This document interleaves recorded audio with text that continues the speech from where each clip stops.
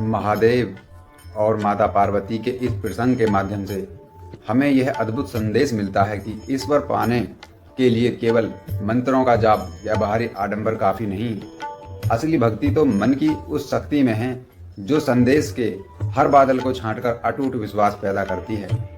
जब तक मन में संशय है तब तक प्रार्थना अधूरी है। नमस्ते दोस्तों, स्वागत है आपका मन की शक्ति में।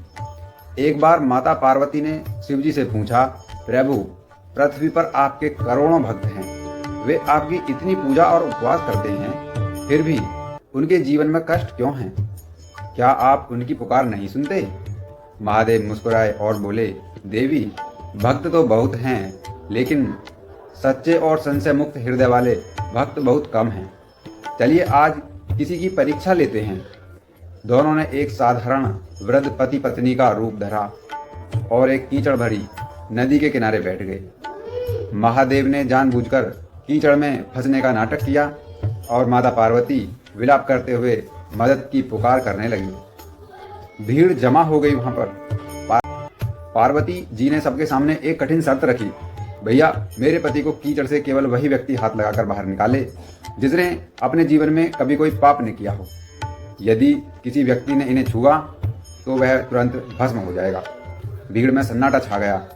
बड़े बड़े विद्वान और खुद को भक्त कहने वाले लोग पीछे हट गए।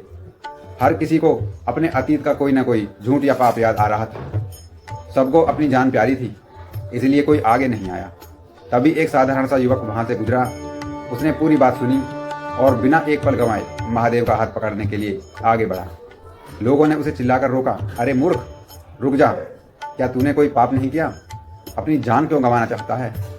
उस युवक ने बड़े शांत भाव से उत्तर दिया, मैंने अपने जीवन में पाप किए होंगे, मैं नहीं जानता, लेकिन अभी अभी मैं इस पवित्र जल में डुबकी लगाकर आया हूँ।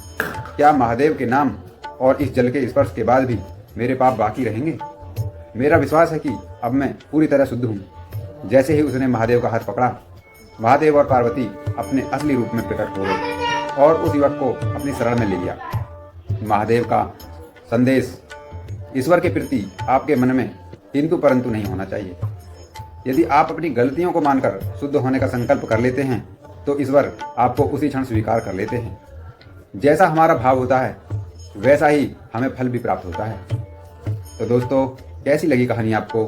अगर आपको इस कहानी से कुछ सीखने को मिला हो तो इस वीडियो को लाइक करें, वीडियो पर कमेंट करें और हमारे चैनल को सब्सक्राइब करें। जय महादेव।